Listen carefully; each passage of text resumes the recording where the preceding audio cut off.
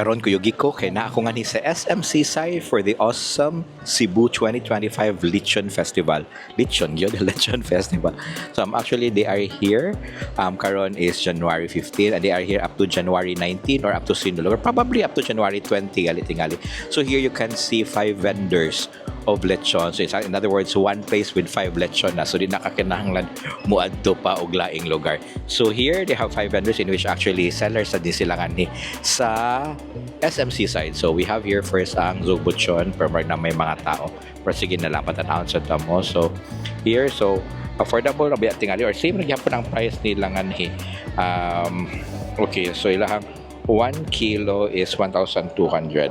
So muna to ang basis. And yes, that's the lechon. O kasi yung mo more. Hindi ay. O man hindi naka-zoom in ako ang camera. Oy, wait lang.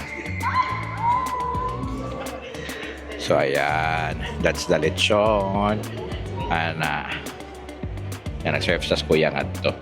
Okay. Nara. Then anyways, kung makita sad mo sa front side, kinaman si ate, nasad sila ay chicharon actually. Kasi lang move sa taha, kaya na may laing kuan, na may laing kuan customer. So here also na ang ablings lechon. May ablings lechon. Ang ablings lechon nila hang 1 kilo, 1 to. So I think same na sila og price. So here, see, mas fresh po nilang lechon sa gihapon. There. Kuya, ang ablings lechon ba asa gyud ni siya gali? Talisay. So nara mo here for this one. Or na mo say ablings kanis SM? Asa may ablings na sa SM gali? Okay, sige. Salamat. So wala lagi day siya. Then sunod ang Chef Alex, the Lechon King. Okay, so nara here lang lechon. So, lang po if ever it's roasted lechon di ay. So, roasted siya. So, sa Cordova siya mo na yung number. If ever ganahan mo order also. That's it. Okay. Then, let's go to the other side.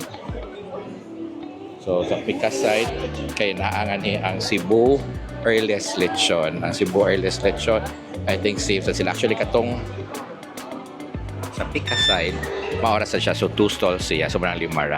Earliest Lechon. That's it.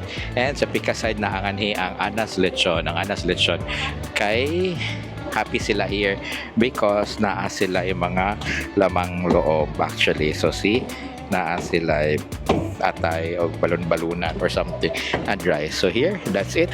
So naatangan karon sa again sa Lechon Festival here in SM Seaside City sa ilahang City Wing. So if ever mag-crave mo lechon, ari na lang yun dayon mo nganhi. Okay? So again, this is Doc Save, always reminding you to eat in proper proportions, brush your teeth after eating, and just keep smiling. Bye-bye!